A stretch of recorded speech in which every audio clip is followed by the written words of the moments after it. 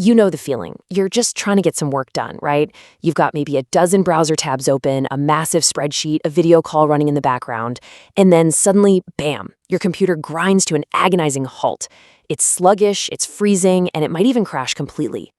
Well, more often than not, the culprit there is memory. So, welcome to this comprehensive explainer on computer memory. Today, we're demystifying RAM, basically making this your ultimate guide to understanding, upgrading, and troubleshooting one of the absolutely most critical components of any system. Here's what our technician's upgrades journey looks like today. We're going to cover 1. The core concept of RAM, 2. Module types and generations, 3. Compatible upgrades, 4. Safe installation, 5. Virtual RAM and monitoring, and finally, 6. Troubleshooting. Let's get right into it. Section 1, the core concept of RAM. Okay, let's dive into this and clearly define what we actually mean when we talk about computer memory in this context. One of the biggest, and I mean most common, confusions for beginners is mixing up memory with storage. Think of a standard student's workspace. Your storage drive, like your SSD or hard drive, is basically the filing cabinet or your backpack. It's where you keep your work long-term. But RAM, which stands for Random Access Memory, is the open disk space where you spread out your current active work. RAM is incredibly fast, but the catch is it's volatile. That means if the power goes out, poof, everything on that active disk disappears. When your computer is actually powered on, the CPU relies heavily on main memory, specifically DRAM or dynamic RAM, to hold all your open apps, tabs, and background processes for immediate tasks. Now, keep in mind, this is very different from SRAM, which is ultra-fast cache memory built right near or literally inside the CPU to reuse frequently needed data. And it's also completely different from flash memory, which is non-volatile and used in things like solid-state drives to keep your data safe when the power is completely off. Section 2, Module Types and DDR Generations. All right, now that we've got the abstract idea of memory space down, let's pull this into the physical world and look at the actual hardware you'd hold in your hand. And this brilliantly illustrates the physical differences we're talking about. Desktop computers use a larger module called a DIMM. That's a dual inline memory module. Laptops and more compact systems, on the other hand, use a smaller version called a SODIMM. Now, here is a massive technician caution for you. Never, ever force a memory module into a slot. Not only are DIMMs and SODIMMs completely different sizes, but different DDR generations, like DDR3, DDR4, and DDR5, have shifting notch positions.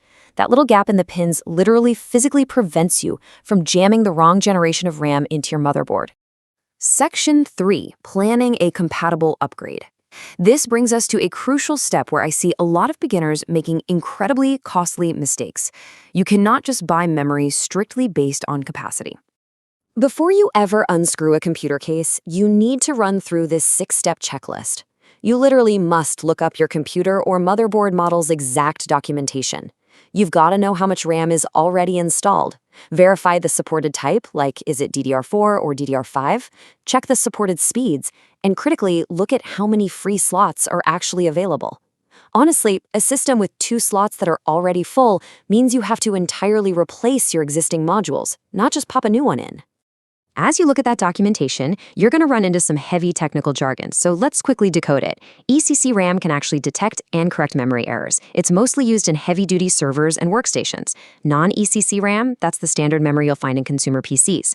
SPD is just a tiny little chip on the module that lets your computer's BIOS automatically read all the memory-specific details. And XMP is a performance profile that allows supported systems to run the memory at higher advertised speeds. It's basically a safe, manufacturer-sanctioned speed boost. Section 4, Safe Physical Installation Steps. Let's move to and see how this builds into the actual hands-on physical execution of the memory upgrade. Memory modules are small, sure, but poor handling can permanently damage your entire system. These safety protocols, they're completely non-negotiable. First, shut down the computer completely and unplug the power cable. Second, use electrostatic discharge, or ESD protection, like an anti-static wrist strap. You handle the modules strictly by the edges to keep your finger oils and static away from those gold contacts. Then, carefully align the notch with a slot and press down firmly and evenly. Now, what's really interesting about this visual is the side retaining clips on the module. When you press down firmly and evenly on both ends of that module, those little clips should automatically rotate up and snap into the side notches on the module. If a module is even partially unseated, your computer is likely going to completely fail to boot, or it might just scream at you with a series of diagnostic beeps. Section 5, Virtual RAM and Monitoring. So the hardware is physically installed and your computer boots up successfully. Awesome. Let's pivot our explainer to what's happening inside the software. Let's bring back our desk analogy for a second. What happens when your physical desk, your RAM, is completely covered in stuff, totally full, but you still need to open more files? The operating system cleverly uses virtual memory, often called a paging file. It basically treats a section of your storage drive like an overflow area. It's literally like putting your extra paperwork down on the floor. It keeps you working so your system doesn't crash, but because storage drives are so much slower than physical RAM, every single time you have to reach down to the floor to grab a file, your system slows down noticeably. To see this in action, Windows provides some fantastic built-in tools, most notably Task Manager.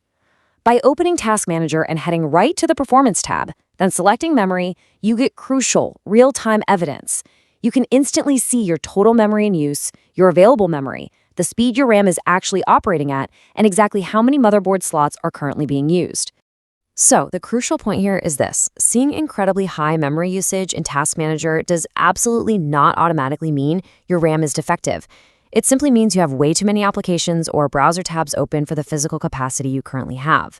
High memory usage is solid evidence that you might need a capacity upgrade, sure, but it is not a sign of broken hardware. Section 6. Troubleshooting common memory issues. But what if you actually are having real hardware trouble? Let's transition to the final stage of our journey, equipping you to handle things when the upgrade doesn't go exactly as planned. Memory problems almost always show up as system instability. If you get no boot, no display, or diagnostic beeps right after an upgrade, the absolute most likely cause is a module that just isn't fully seated. Your immediate first response? Power off and reseat the RAM. Experiencing weird random crashes? You might actually have a bad module on your hands, so you should definitely run the Windows Memory Diagnostic tool.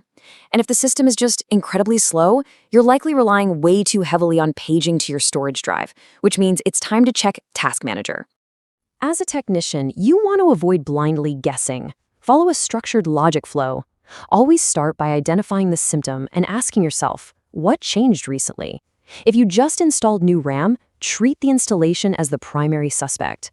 Remember, powering off and reseating the RAM is a completely free, absolutely essential first diagnostic step before you ever even consider returning parts or assuming a motherboard is dead.